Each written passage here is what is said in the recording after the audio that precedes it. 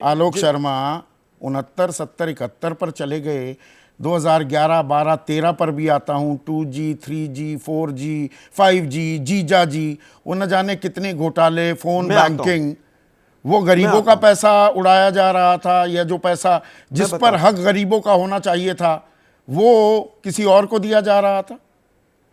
देखिए मुझे लगता है आज 9 साल हो गए इस सरकार को। ये सरकार पकौड़े तल रही है। हमने 2G में भी लोगों को जेल में डाला, सांसद हो चाहे मंत्री हो, चाहे वो कोर्ट के आदेश पर हो, किसी के आदेश पर। हमने किसी को बचाने का काम नहीं किया। उनको बरी करने का काम किसने किया? 2013 में दामाद श्री पुस्तक लेकर आए और 2022 के अंदर हरियाणा सरकार ने क्लीन चिट दी। केवल आरोप लगाने से कुछ नहीं होता। चक्की पीसिंग वाले लोग और बंगारू लक्ष्मण की पार्टी के लोग हमें किसी भी रूप में भ्रष्टाचार पे ऊपर तो जन कल्याण का चौका ओढ़ लिया है। बीजेपी ने एक लाभार्थी वर्ग बनाया। अब आप भी जो नारा भी बदल दिया था, पुराने नारे पर आ गए 2009 से पहले के नारे पर कि कांग्रेस का हाथ गरीब के साथ। अब गरीब की राजनीति होने लगी, यह हकीकत है।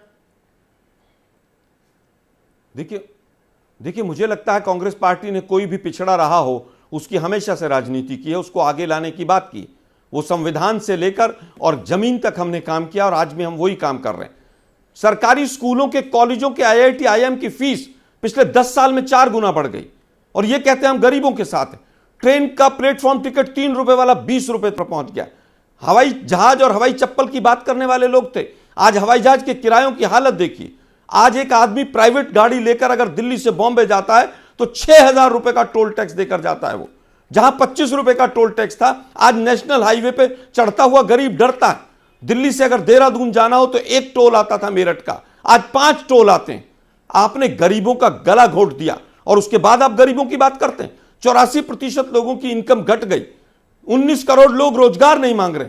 आपने तो बुजुर्गों का जो टिकट सस्ता था रेलवे में वो भी खत्म कर दिया, उसके बाद आप बात करते हैं।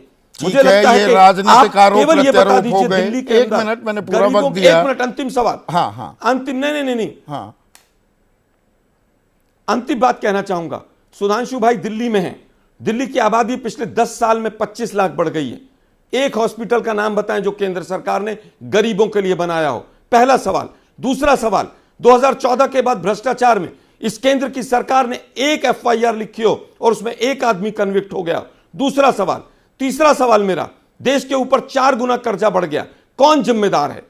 चौथा सवाल, बेरोजगारी बढ़ गई, महंगाई बढ़ गई, उससे देश मजबूत कैसे हुआ?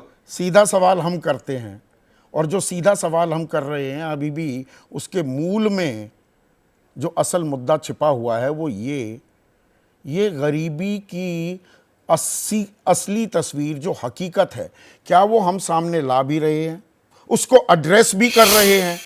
असल तस्वीर क्या है? पत्रकारिता कोई इमोशन नहीं है, ना अपना कोई ज्ञान देना है और ना कोई विचार थोपना है। पत्रकारिता क्या है?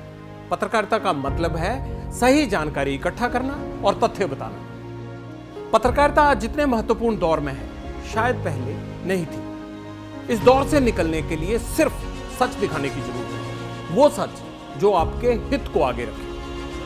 इसलिए अब रात 9 बजे प्राइम टाइम नहीं होगा, ये आपका टाइम है। जगविंदर पटियाल के साथ देखिए पब्लिक इंटरेस्ट सोमवार से शुक्रवार रात 9 बजे सिर्फ ABP न्यूज पर। ABP न्यूज आपको रखे आगे।